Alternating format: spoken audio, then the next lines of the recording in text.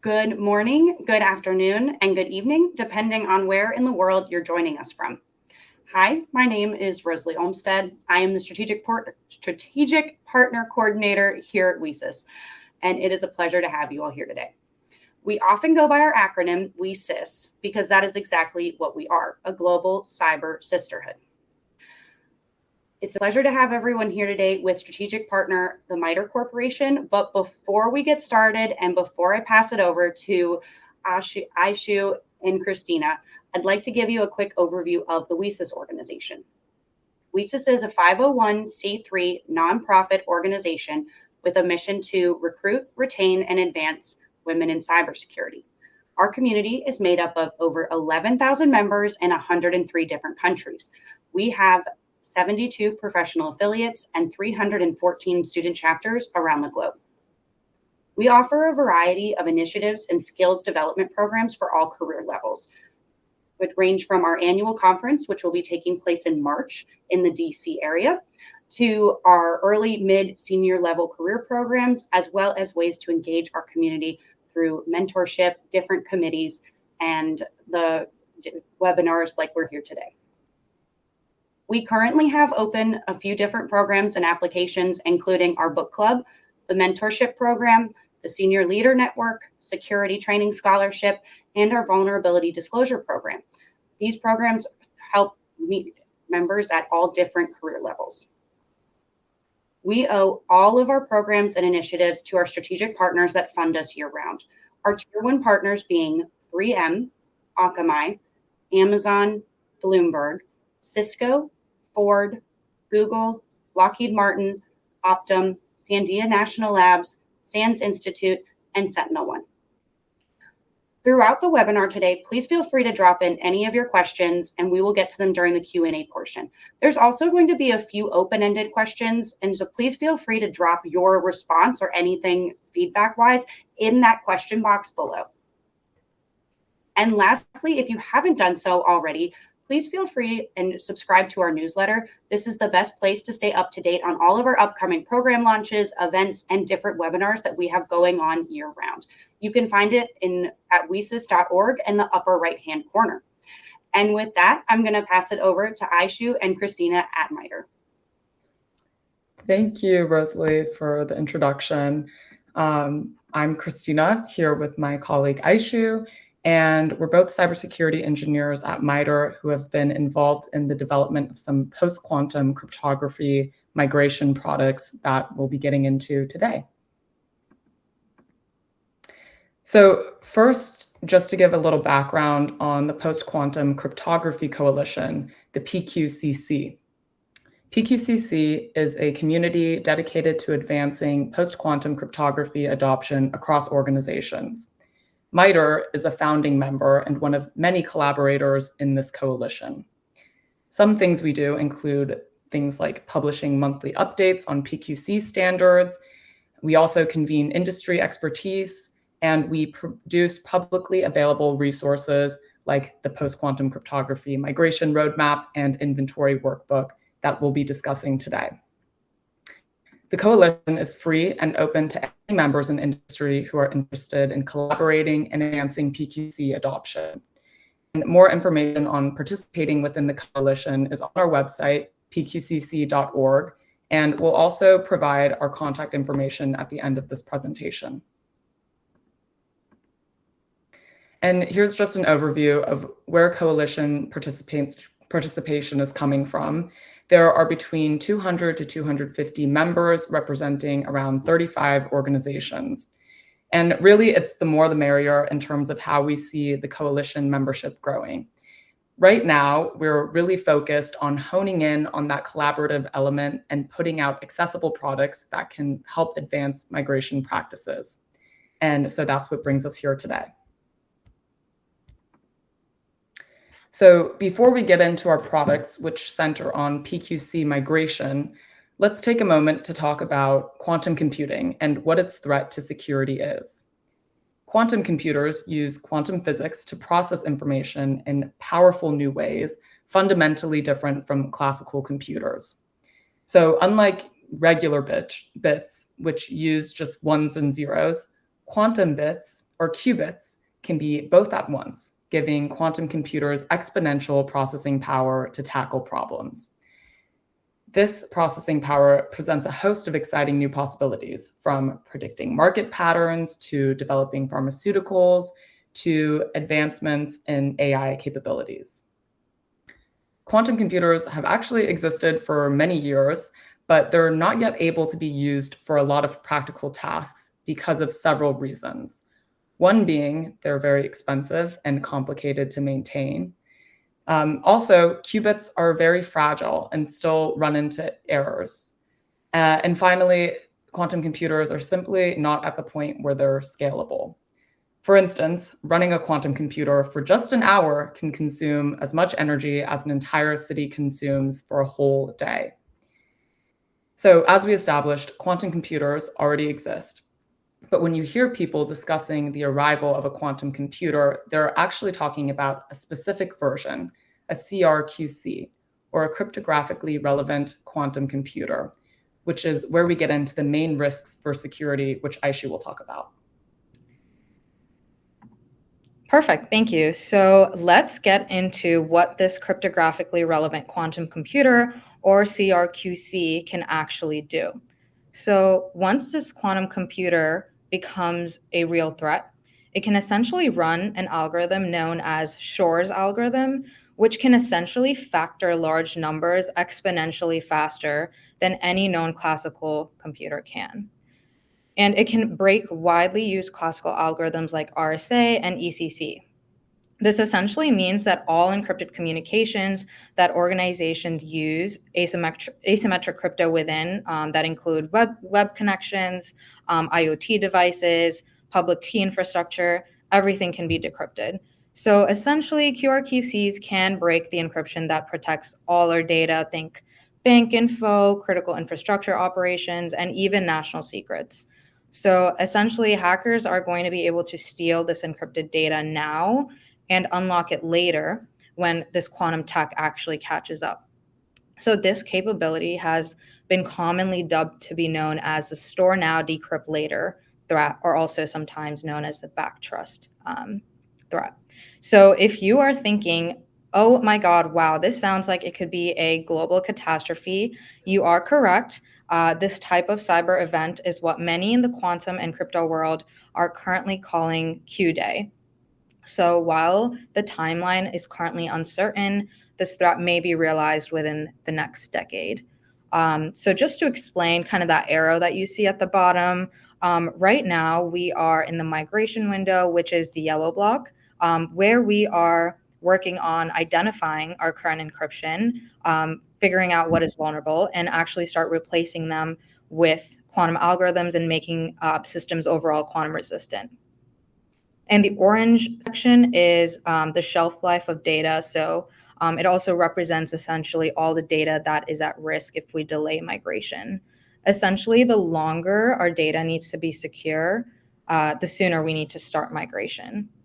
And the red dot is, of course, when quantum computers will be powerful enough to break today's encryption, which could be 5 to 10 years from now, maybe more, maybe less. There is a lot of discourse around this exact timeline in the community. So let's get into kind of where we are at right now with the migration. And I wanted to start off by talking about some standards. But the point is that we actually are a lot further along than people realize we are. So to start off, the US government is pushing hard for post-quantum cryptography, commonly referred to as PQC, which is basically new encryption that can withstand quantum attacks. As per the National Security Memorandum 10, or NSM 10, it was issued to guide the US government's transition to post-quantum cryptography by 2035. It essentially recognizes the threat posed by quantum computers to current encryption and sets a timeline for federal agencies to start migrating their systems. There's also the Quantum Cybersecurity Preparedness Act, which builds upon this and requires agencies to identify vulnerable systems and plan for a secure upgrade of everything. So referring to the diagram on the left-hand side, In 2024, the first official post-quantum encryption standards were released by NIST after following a pretty rigorous multi-year global competition that began back in 2016. So the process involved multiple cryptographers from around the world submitting and analyzing dozens of candidate algorithms for things like security, performance, and overall resistance to quantum attacks. And the four final algorithms that are currently standardized and that were selected include Crystal's Kyber for key encapsulation / key exchange, Crystal's dilithium, Falcon, and Sphinx Plus for digital signatures. So these algorithms have began to provide the foundation for these next generation cryptographic systems. So really 2024 was a pretty turning point where we finally have vetted government approved algorithms that can withstand this quantum threat. We are also seeing a lot of momentum globally where organizations are either aligning with or contributing to the NIST guidance or even developing their own PQC guidance. Countries like the EU, Japan, and Canada all have organizations that have put out public communication about PQC migration and really showing that they're starting to take the quantum threat seriously. And this international coordination is really key to ensuring that global communications are secure in this future where we are going to have a quantum threat. Something I wanted to call out is the title says the groundwork is mostly set. And this is because there are still a lot of pieces that are missing or that could evolve. For example, we don't have exact implementation guidelines, interoperability frameworks, or use case specific standards. So just as an example, PQC would be applied and implemented differently for, say, embedded systems or maybe IoT devices or, say, a payment system. All of this is to say it is go time not just for the government, but also for private industry and security teams everywhere. We have strong foundations already in terms of algorithms, as we saw. We also have international engagement, and currently we have a lot of growing awareness, like we are having this webinar right now, but we are still building the blueprint for how to roll this out safely and consistently. And this is also kind of where the PQCC wants to help out. So like we just talked about, the government has drawn the line in the sand, standards are ready, and agencies are already acting. But what about the private sector? Are companies actually doing anything? The answer is actually yes. A few companies, mainly hyperscalers, are already building their PQC migration teams. They're incorporating quantum into their policies and risk assessments. A lot of vendors are building tools, and a lot of companies are also releasing libraries that could make PQC adoption easier than ever. So this heat map right here is actually another PQCC product. The PQCC actually closely tracks these standards, and we update this heat map on a monthly basis and is accessible and tracked live on our website. So this heat map represents the current state of PQC standards and adoption across common protocols and systems that you've probably heard of, such as TLS, SSH, DNSSEC, VPN standards like IKE-v2. So these rows represent the protocols that encrypt almost everything in your web traffic and all the way to your email, secure messaging, remote access. So each color-coded box here shows how far along we are in integrating PQ. And the right-hand key here helps you read this as well. So 0 means that there's active pushback or no progress, while 9 means that there's broad adoption in the field. Just to pick on one, for example, you can see that TLS 1.3 has had notable progress towards PQC integration, especially in the hybrid PQ area. And Christina, in one of the slides, she will explain hybrid PQ a little bit more.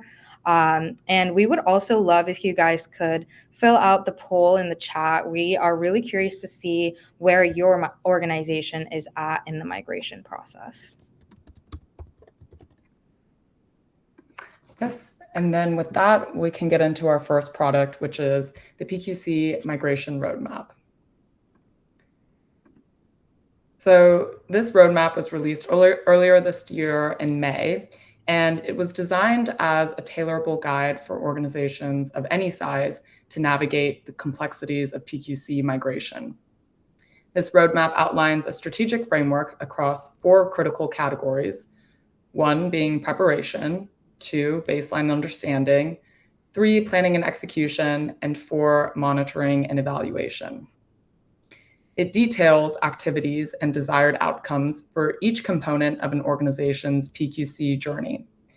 And it's important to note that when the coalition was developing this, we really wanted to make it something accessible and user-friendly.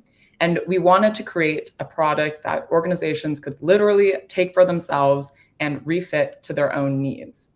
And that's kind of why we have this Uno meme here, because we don't want the roadmap to be shelfware. We want organizations to pull out what's most useful to them. So throughout the roadmap, we highlight that not every migration activity will apply to every organization. And so we empower organizations to prioritize what their individual migration needs are. And so now I'll just walk through what's actually in the roadmap. Here is a visual diagram we developed to represent the categories and activities outlined in the roadmap. You'll see in this inner circle all of the categories, and all of the activities are kind of orbiting around. And it's important to highlight that how an organization applies this roadmap depends on many influencing factors, from the shelf life and volume of its critical data to things like resources and budgeting. Because of this, how the roadmap is implemented will vary by organization. And these categories and activities can happen concurrently, consecutively, or even in a staggered manner. For instance, here you see the monitoring and evaluation piece, but it actually takes place throughout the whole migration process. So jumping into our first category, which is preparation. To give a one-sentence summary of what the preparation category is about, it would be setting yourself up for success. This involves considering characteristics such as your organization's attack surface, its types of systems, sensitivity of data, asset lifespan, and interdependencies with other organizations. Some orgs may handle more critical data than others, and some are more dependent on vendors than others. So this is all about assessing your individual organization's profile and seeing how soon you need to proceed with this roadmap, if at all. Some of the questions to consider are also, what resources do we already have? This is taking a look at what inventories, risk assessments, et cetera, already exist. And also, who is leading the charge? Your organization is likely going to want to assign a migration lead or group to monitor migration progress. Finally, who do we need buy-in from? This is about identifying your key stakeholders. So who are the folks that can really enable your PQC migration, from the technical implementers all the way up to the C-suite decision makers? And how do we communicate our migration goals to them to get their maximum level of support? The second category is baseline understanding. And in short, this would be understanding what you need to secure. On the last slide, we had SpongeBob looking out and surveying with his binoculars, which fits the preparation category perfectly because you're taking an initial look at what you have. And so here in this picture, it really shows the refinement process that takes place in the baseline understanding category and taking a closer look at what matters the most. So the first part of the category is asking yourself, is the information we have enough, or do we need to set aside planning and budgeting for additional inventory measures? What are the assets and systems necessary to achieving the desired level of PQ resiliency? And then of those assets, which assets are the most important? And so this is how you prioritize. Some organizations may reference previous risk assessments or conduct new ones, and of course, consult their vendors throughout this process. Prioritizing your assets tells you which ones you need to focus on migrating first and which ones you should set aside more resources for in the migration process. And so this feeds into the next category, which is planning and execution. In short, it's creating and implementing your migration plan. So there are so many questions and considerations in this step. But to give a bird's eye overview, you'd be asking, what are the costs and timelines of migrating our prioritized assets? Again, you're giving special attention to your prioritized assets and you're going into project planning mode. What solutions are available? This is creating a solution implementation plan and determining if your solutions work with current PQC standards. Again, you're confirming the migration needs with any relevant vendors and seeing what the timing, business impact, and hardware software implementations would be for these solutions. Also, the most important question to ask in this process is, what solutions make the most sense for us? This is making a decision of what is the most feasible for your organization to implement and if the solutions work with industry standards. Your organization may even consider some short-term measures that can move more quickly to protect your most important assets. In the prioritization process from the last category, your organization may have conducted a risk assessment where they'll be able to see specific levels of risk associated with each asset, as well as how easily an asset can be migrated to PQC. So for instance, if there's an asset that has a low level of risk to the organization and a high level of migration difficulty, then your organization may want to consider just scrapping the asset. On the other hand, those assets that have a high level of security risk and a lower level of migration difficulty will be among the first assets your organization migrates. Another example of a potential solution your organization may identify is using hybrid PQC, which Aishu touched on a little bit earlier. This combines existing classical cryptography with new quantum-resistant algorithms. This means that even if one method is broken, such as by a future quantum computer, the other still protects the data. There are companies and organizations that are starting to adopt hybrid PQC in their products and services as a safer way to migrate without losing compatibility with existing systems. However, there are still risks associated with this practice. So the success of deciding to implement something like hybrid PQC really depends on the organization's individual needs and risk profile.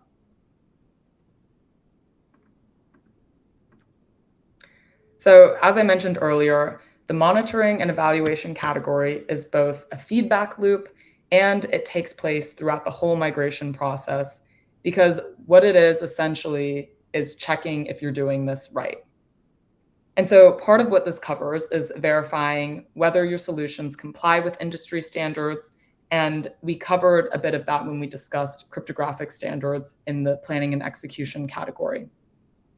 So depending on the type of data your organization handles, you'll need to ensure compliance with industry standards, in addition to cryptographic standards.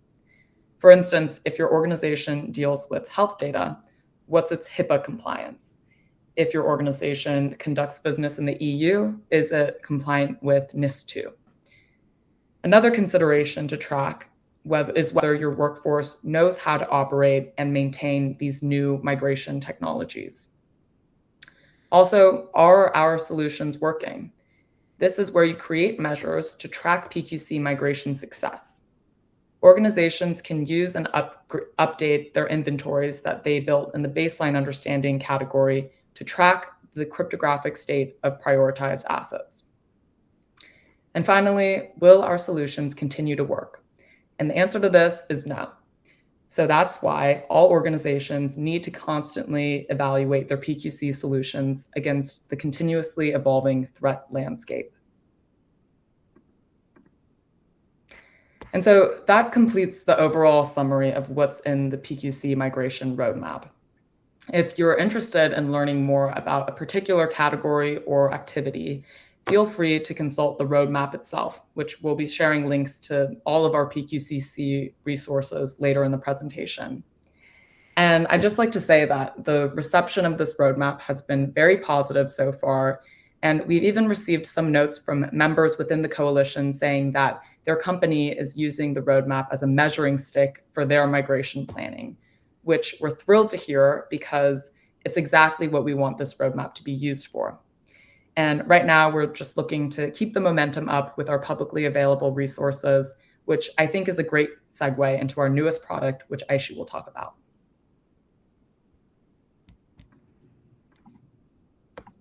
Okay, so yes, let's get into the next PQCC roadmap product, which is the Baseline Cryptographic Asset Inventory tool. So this tool was recently posted on our public website. Like Christina said, we're also going to be sharing links to this towards the end of the presentation.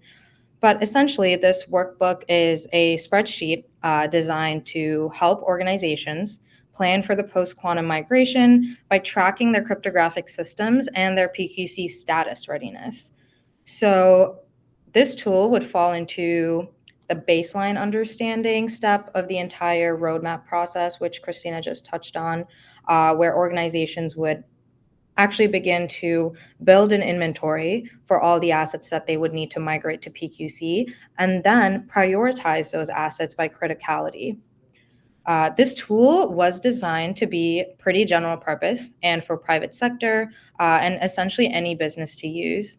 Our goal was to provide a more flexible kind of foundation that any organization can adopt and then adapt to actually inventory and assess all of their systems.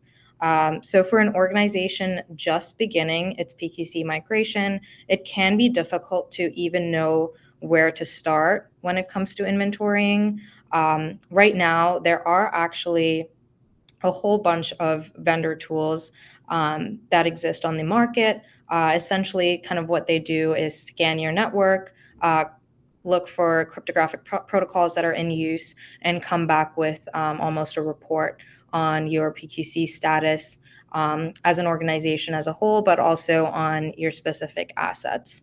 But for an organization that hasn't yet committed to a vendor tool like this and wants to get an initial idea of its individual migration needs, this inventory workbook would serve as kind of a first step to identifying their assets and what their key standards are so that they know how they want to proceed with potentially purchasing a tool from a vendor in the future and maybe integrating that with this workbook. So let's get into why do we actually need this inventory tool and kind of why do we need to even stay so organized? So there are several reasons why. For starters, this inventory is helpful because it really encourages system owners to manually evaluate and keep track of the migration and not just rely on some automated tool or sensor and hope and trust that it does all the due diligence. Ultimately, this spreadsheet is about building organizational awareness and accountability. Next, looking back at history, crypto standards have always changed, and they will change again in the future. Kind of touching on Christina's point of in the monitoring and evaluation section where she said, no, solutions aren't always going to work. And we anticipate that the same thing is going to come up again, even after the PQC migration. A famous example in the crypto world is when SHA-1 was a gold standard for hashing, but it was then proven to be vulnerable to collision attacks. So then we moved to SHA-256, or DES, which was widely used, but is now considered obsolete. And we use AES instead because DES was proven to be vulnerable to brute force attacks due to computing capabilities at the time. And this is kind of why businesses and organizations need to keep track of their systems which use cryptography and ensure that they're able to adapt quickly and update to new crypto standards whenever needed. This concept is actually commonly known as crypto agility and something that we really wanted to keep in mind while building the spreadsheet. So yeah, it's really important for an organization to keep track of their assets, whether that be for the PQC migration now or any other crypto modernization effort that might come up in the future. So before I get into like a demo of the workbook and also going into the components of the workbook, I wanted to touch on kind of the overarching questions that we asked ourselves while shaping the structure of this inventory tool. We kept it intentionally minimal and open-minded so that companies can add and track whatever information that they want so that they don't feel like they need to right off the bat answer a bunch of questions and feel bogged down. So let's get into the 5 questions. So the first question that we want organizations to think about is, what is the asset we're talking about? So this is the section where organizations will need to define what system, application, or hardware they are trying to track. They would have to record its name, probably an internal ID, and also categorize it into, is it a hardware, is it software, is it cloud? And this would really help with filtering, tracking, and doing cross-referencing. Next, who are the key contacts for the asset? We need to know who is responsible for the asset, both internally and maybe externally. Internally, this could include a system owner or maybe operator, and we would need their point of contact, whether that be their email, phone number, or any vendor contacts as well for external point of contacts. So this is super important because these are the people that the organization would need to rely on when any information needs to be validated, maybe updates need to be coordinated, or just in general answer any questions that come up during the migration.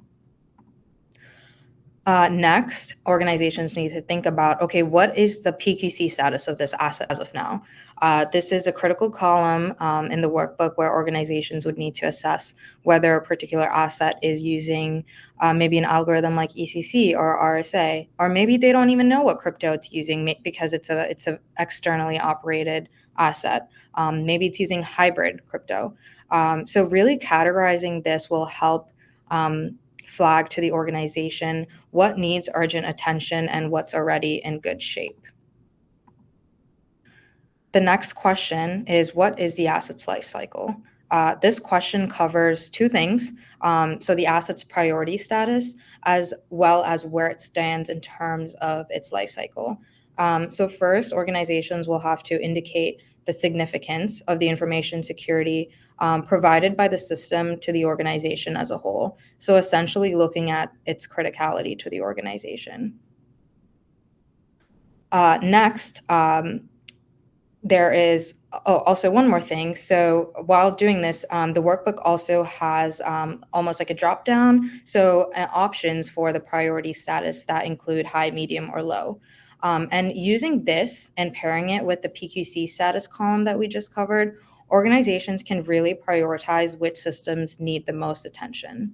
And now the second part of this question is a life cycle section, which covers whether the asset is scheduled for a refresh, replacement, decommissioning, or maybe they have nothing planned. And this is important because, say the asset is already scheduled for a refresh or replacement, it's a great window to implement PQC.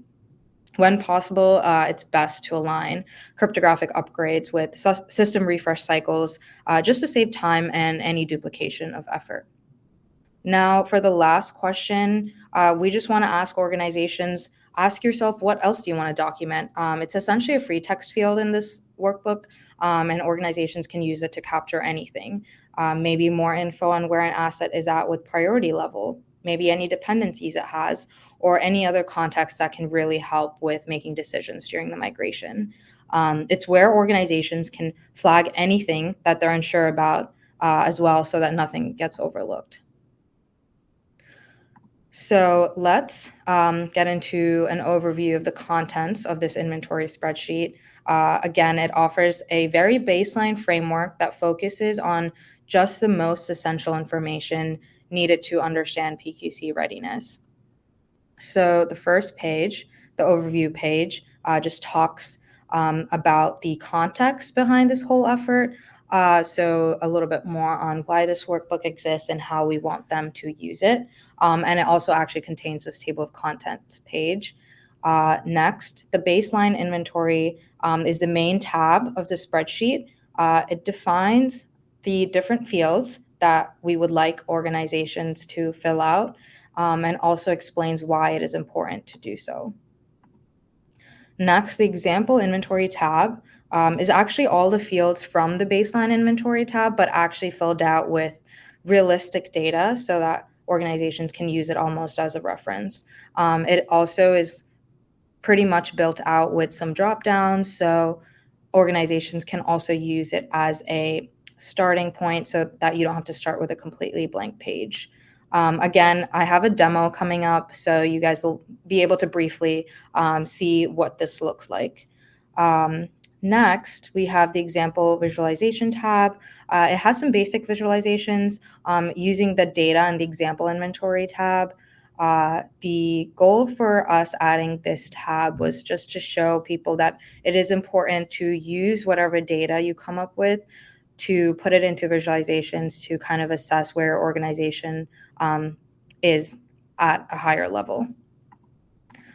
Finally, we have a glossary tab, which has some basic info on crypto terms and algorithms, which can just be used as a reference again. So before I get into the demo, I wanted to apologize that the video, I'm not able to narrate over it when I play it. It drowns my voice out. So I'm going to have to press pause and play and then show you guys the video. So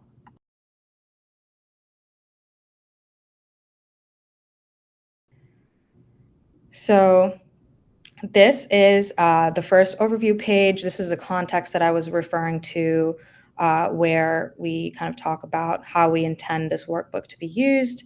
And we've got the table of contents right below.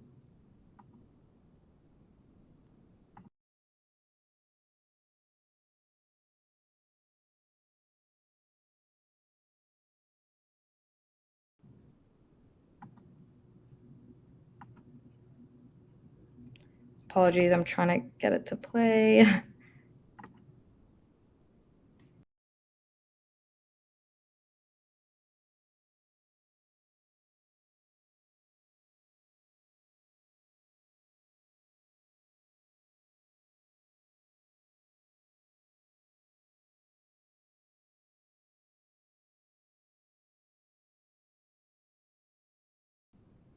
Okay, and this is the second tab, which is the baseline inventory tab, where we kind of have those 5 questions that I previously referred to, and we have them categorized into their own sections, and we actually have those fields that I was referring to, and we have a description for each of those fields, just to give organizations a little bit more insight into what we're actually kind of looking to have answered for each of those fields, and also a purpose for it.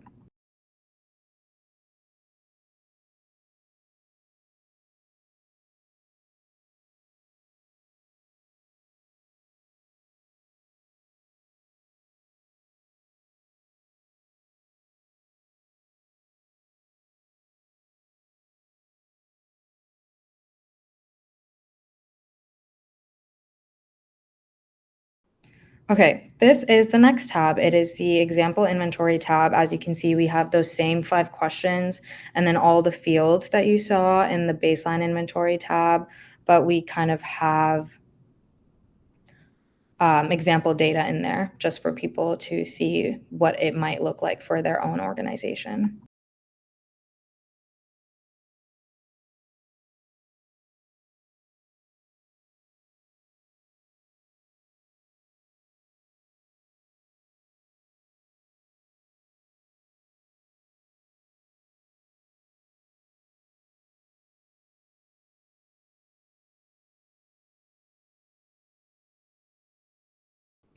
This is the example visualization tab. As you can see, we kept it very minimal.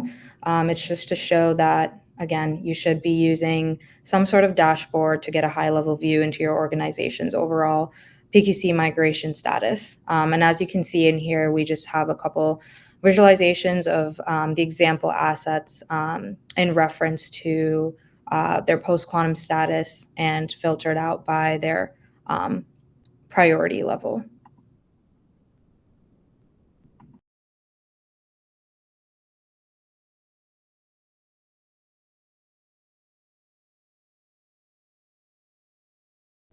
This is the glossary tab, the final tab in this workbook, where we have a bunch of algorithms, cryptographic algorithms, and cryptographic protocols listed out along with its status on its quantum vulnerability. This is based off of what NIST has put out, and we intended this to be just to act as a quick reference for if a user would like to quickly double check on the status of an algorithm.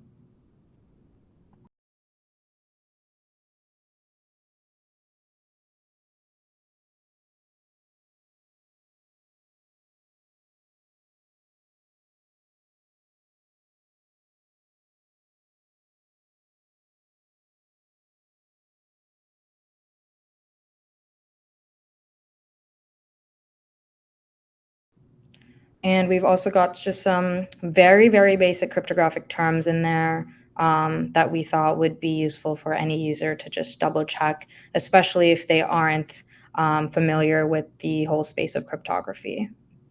So that pretty much wraps up the demo. One second, just getting the slides loaded back on.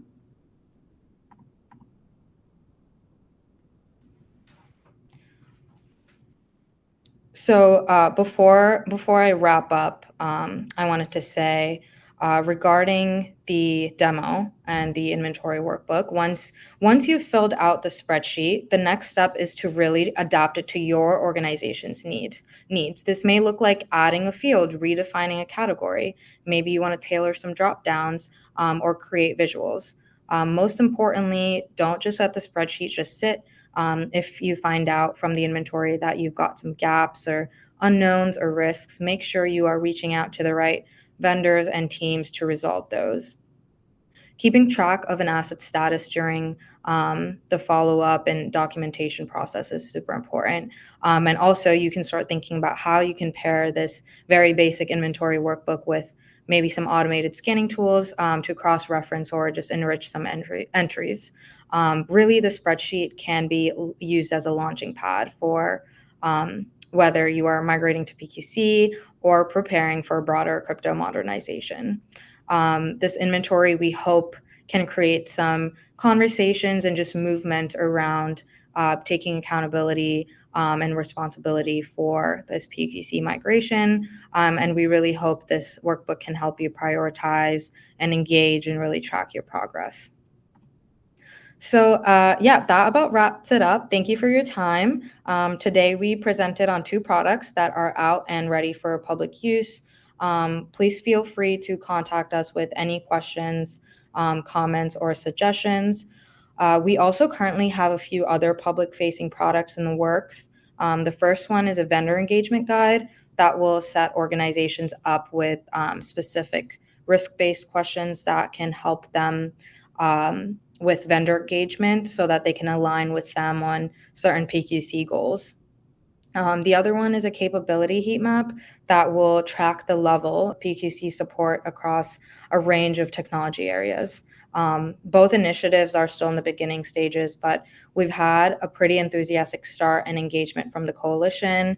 And again, if you're interested in joining the coalition and getting involved, please email us. We also would love to know what suggestions you have for potential new products that could help advance PQC even further. So if possible, please take a moment to answer the question that we just put out in the chat. And yeah, thank you so much. And we will now open up the floor for questions. Awesome. Thank you, Aishu and Christina. This has been an absolute pleasure. And there are some questions that are coming in, so we will dive in. Again, I want to draw attention that they have 2 questions that we posted as announcements. I'll read them here and give you a chance to, provide that feedback. The first is, what tools and resources from the PQCC would be most helpful for your organization as you consider migrating to PQC? And the second one that they would love feedback for is, what challenges or concerns are you currently facing / do you anticipate facing as your organization migrates to the post-quantum cryptography? So please feel free to take some time, answer those questions, and then we'll get into the actual questions submitted. First, and Christina, Aishu, decide who wants to tackle this one. We had one that said, and this was towards the beginning of your presentation, should we be making their passwords even longer, like 24 or more characters? Or do you think there's a different solution? Yeah, I can take that one. The simple answer to that is, of course, you should be having longer and complex passwords. And even NIST has put out several guidances on how your passwords should be created. But specifically to the post-quantum threat and post-quantum cryptography threat, that isn't directly a defense. You would have to actually change cryptography at almost like a software and hardware level, whether that be your browser and PQC libraries, in some scenarios even at a hardware level. So I guess the answer to that would be no, in terms of it doesn't necessarily defend against the post-quantum threat. Awesome. Christina, feel free to add Do you on. have anything? Sorry. Okay. Next question is, are there any training or certificated programs for the PQCC? And if so, are they industry specific? Example is critical. Yeah, I think your audio might have cut out a little bit, but I can also read the question. So to answer that, the PQCC does not currently offer any trainings or certifications for post-quantum cryptography. However, we're always looking for ways to enable companies' migrations to PQC and present organizations with resources they can use. So that is some food for thought for us to consider. When it comes to training a workforce to PQC migration, it will really depend on the specific solutions that the individual organization decides to adopt. So there really isn't any blanket trainings or certifications for what a PQC migration would look like, just because there's many different existing possibilities. Thank you. Aishu, do you want to add to that? No, I think that was pretty much it. PQCC, doesn't offer anything as of now, but that's definitely a good point and something we'll look into. I would say if you want to learn more about PQC, there's definitely a lot of documents online, especially from the government side, like NSA, NIST, CISA, which is Cybersecurity and Infrastructure Security Agency. So you could just read up on that. And I'm sure there's also a lot of like courses that you can look into that are offered maybe on just different platforms that offer courses. But yeah, I think there might be certain certifications, but I don't think they're like necessarily vetted or commonly known in the community. Yeah. Another question, and this is it's very general. Is there an estimated value to how much it would cost to migrate PQC? So yeah, I think that totally depends on the organization. So for a smaller organization or an organization with less data and assets, it will be less costly and complicated to migrate, whereas costs will be significantly higher for organizations with more data and more assets. So yeah, it really depends. Yeah, I don't know if there's anything more that you'd want to add, Aishu. No, I don't have anything else to add. That is fair. This is going back to the poll question, which is interesting because it looks like most organizations are not yet underway with their PQC migration. Where are we seeing the migration start, and how is this migration expected to trickle through the industry? So I think Aishu mentioned earlier in the presentation how there are a few companies that are like mainly the hyperscalers, your big tech companies that are beginning the stages of their migration process. And so I think we'll see, like with vendors that are like commonly giving their services to many different companies, like on the vendor side, it'll be where the migration like really starts to happen and where you'll start to feel like the pressure on their part. Yeah, is there anything else to add to that? No, that was a good answer, Christina. Do we know which sectors are most likely to be impacted by the harvest now, decrypt later problem? Which threat actors are stealing data now, and is it only state intelligence agencies? I can take that one. So when we talk about the harvest now, decrypt later threat, most of it is referring to, data or information that needs to be secure for a long period of time. And of course, like government, military, any classified information is definitely under that blanket and needs to be secured. But it's also financial industries that maybe are dealing with a lot of PII, whether that be credit card numbers, social security numbers. And I think another industry that comes to mind is the healthcare industry. Any information I think that would be classified as HIPAA would also have kind of a longer time span for which it would have to be protected. Trying to think of any other specific industries, but yeah, that's what I can think of right now.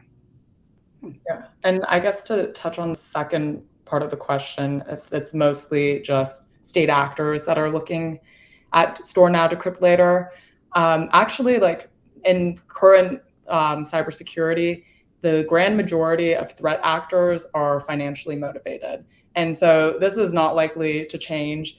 And so when we're looking at like what's the quickest way for these threat actors to make a buck, storing encrypted information now and then being able to decrypt, for instance, financial information later would have a huge payoff. So no, it's not just state actors. It could definitely be financially motivated actors.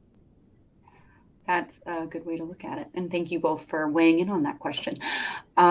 Next one is, I'm sure several organizations are already using the cryptographic asset inventory tool to assist in the PQC migration. But do you know if MITRE yourself is using it and has used the workbook to evaluate your own assets? Yeah, so for both the inventory workbook and the post-quantum cryptography migration roadmap, the coalition and also MITRE as part of the coalition building these resources, we totally considered like if this would be something we would use for ourselves in our own PQC migration and implementation plans. So yeah, this is kind of like a combination of everyone in the coalition who participated in these products, as well as MITRE's own input. So yeah, it's definitely been considered in the process. Aishu, do you want to add into that or? No, I think she covered everything. Yeah, thank you. Perfect. And this next question is about AI, which is a main focus in a lot of conversations right now. You say the implications of AI are on the PQC adoption. Is it a threat or rather a useful tool? AI can speed up the harvesting of currently encrypted data, but why would the use cases of AI, what would the use cases be for the PQC adoption? Sort of a lot of rolled into the question. I can start off with answering that. I'll do my best to do it because I do think like PQC in general is a very new space, and I don't think AI integration with PQC has been explored a whole lot. But my initial reaction to that is I think AI would be like both a threat and a useful tool for PQC adoption. To answer the threat side of things, I recently learned that there is a lot of research going on with using machine learning to perform side channel attacks on actually breaking cryptographic algorithms by using cryptanalysis. So yeah, I think it could definitely also be used as a negative where it could be used to, I don't know, like automate decrypting keys and just in general enabling attackers. And for it being a useful tool, I think it could help more so in terms of automation, where if an organization was transitioning to PQC, they could use AI to almost automate a bunch of different things, whether that be like key management or actually rolling out like different software upgrades with PQC. And I think I don't know if there's already potentially a vendor doing this, but using AI to detect maybe like patterns that seem like they could be a post-quantum cryptography related threat. So yeah, I hope that answer made sense, but Christina, feel free to add on. Yeah, I mean, just even looking through like our own, like the inventory workbook, you can see just like how many assets, like that would be on the small side of the number of assets an organization has to sift through. So I could definitely see AI being like a helping hand and, identifying, algorithms that are not PQ resilient. Because a lot of times, like organizations don't even know like where that exists within the grand umbrella of all of their assets. So yeah. Thank you both. We are coming to the end, so we're gonna unfortunately have to just do one more question, and then we'll have to close out. But do you have a recommendation? I just lost it. Do you have a recommended starting point for organizations that have not considered a PQCC? Yes. Yes. So for organizations that are just in the beginning stages of their migration planning, would definitely encourage you to look at the migration roadmap, and especially the first category, which is the preparation category. That'll really enable you to identify like who is involved in your organization's overall security, as well as what kinds of inventories and risk assessments already exist for your organization to then begin identifying what would be quantum vulnerable potentially. Yeah. Wonderful. And a bit of a follow-up question to that one is, can the roadmap be tailored for sector-specific migration? Definitely. When we were building this roadmap, we wanted it to be general enough so that any organization of any size or from any sector could kind of take that as a basic canvas for them to then tailor to their own organization. And so there are a few examples of sector-specific considerations, but really, I think that kind of authority lies within the company that works within the specific sector itself. There are other great resources too. For instance, one, if you're in the financial sector, the FS ISAC has a lot of PQ resources that are specific to that sector, for instance. So I would say kind of taking a look at authorities within your sector, what they've put out, can help supplement this migration roadmap to make it more tailored to your own organization. Thank you. Christina, thank you both so much for taking time out of your day and to talk about PQC migration. It has been an absolute pleasure to have you both. I just wanted to say that from the WESIS and WESIS members. Do you have any last thoughts you'd like to leave on the viewers as we are nearing the end? No, thank you. All out there. Yep. Yeah, this was great. And hopefully everything resonated with people, and yeah, just glad to be here. Thank you. Thanks again. Thank you both. I hope everyone has a great rest of your day. Thank you for joining us, and yeah, have a great day.